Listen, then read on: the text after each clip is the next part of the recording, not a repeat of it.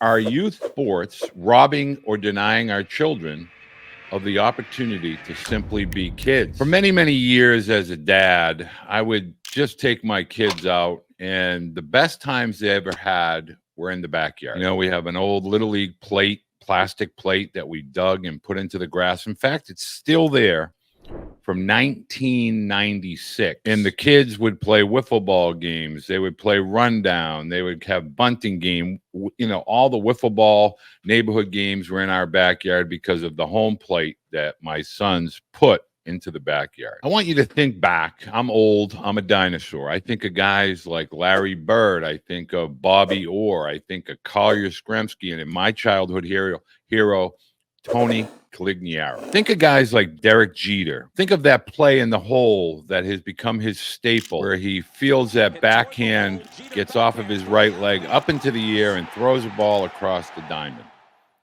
Where do you think he learned that? Where do you think he began to dream of becoming a New York Yankee? On the playground. Bobby Orr, it was on the pond.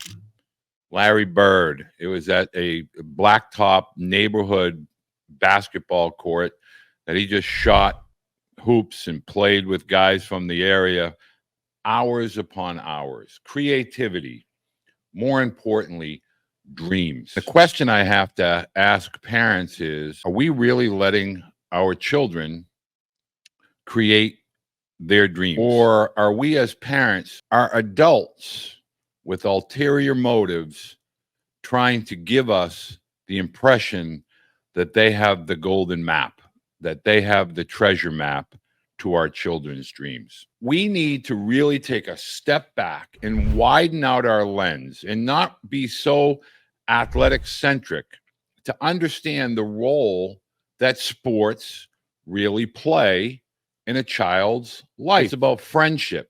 It's about resolutions of conflict, compromise.